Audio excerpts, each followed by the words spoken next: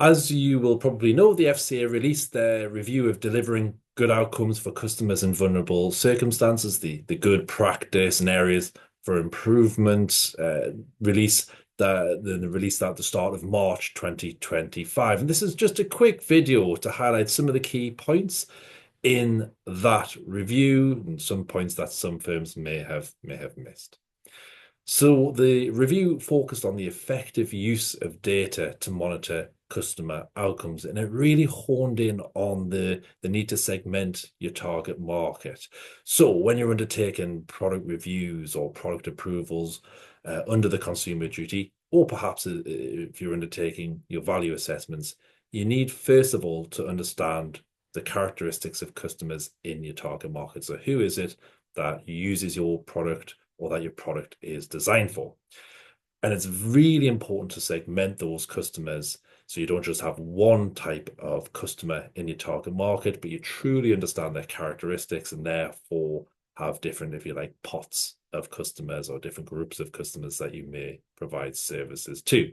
Now, one or more of those groups, of course, may be vulnerable customers, and you should have more than one group of vulnerable customers because you should again segment that vulnerable customer target market, if you like, by the needs of customers depending upon their vulnerability. So different vulnerabilities may indicate different support needs, and that could indicate the different groups of customers that you provide services to. So it highlighted the need to really properly segment your target market in that way. And following that, you can then create your outcomes monitoring to understand whether you are providing good outcomes for each of those groups of customers.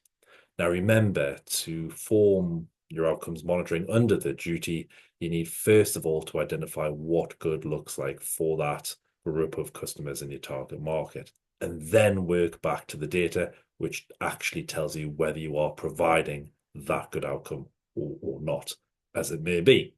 And what good looks like will be different for customers with different vulnerabilities in particular, but all groups of customers, it will be different. So if we focus on vulnerabilities, for some vulnerable customers, it may include, understanding the basic concepts of the product. If their vulnerability makes it more difficult for them to understand what they're signing up for example. So that what good would look like for those type of customers is communication at the right time, at the right level, to explain the product to them in the detail that they require. Whereas for different vulnerable customer groups, it may be product flexibility that is a good outcome for them. If their circumstances change, then allowing flexibility in the product design, the support needs, in other words, would perhaps be the good outcome. They're just a couple of examples, but that leads us on to the second part of the FCA's review, the need to offer a wide range of support options to customers.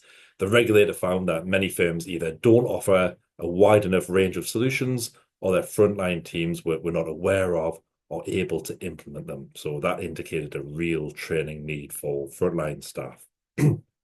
Linked to this is the need to tailor communications to the needs of vulnerable customers. A bit like the example we talked about before, as part of the product design or as part of the product review.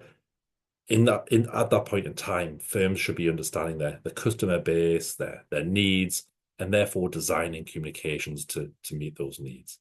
So if you're targeting customers with less experience with financial products, for example, those customers may need more detailed information about how and when to use the product features, how to make payments, etc. And the same applies for vulnerable customers, where their vulnerability makes it more difficult for them to understand the product or use all of its features. And it goes without saying, essentially, that timely communication can be key to support this. And finally, in the review, the FCA highlighted concerns about the lack of tailored training. So firms should create training which firstly highlights the types of vulnerabilities which may be present in the customer base, how those vulnerabilities can impact customers, and then the solutions or interventions that can help customers manage those impacts. And this is particularly important for staff who design the products and services, not only frontline staff, which currently a lot of the training focuses on frontline staff only. And finally, the training should focus on how to record the information in accordance or in compliance with UK GDPR to ensure that customers receive appropriate support, and so the firm can use the data to design its customer support and products on an ongoing basis. Now, as the co-author of guidance on this subject with the Money Advice Trust, I'm ideally placed to assist firms implement those training requirements. So as such, we've ensured that our vulnerable customer e-learning's up to date with the regulator's feedback, and this is perfect for a quick rollout to your team to cover off those areas that we've just highlighted. If you're interested in a free trial, simply email me at robert.bell@rbcompliance.co.uk and we can set you up with a free trial for our interactive learning system. Thanks for listening.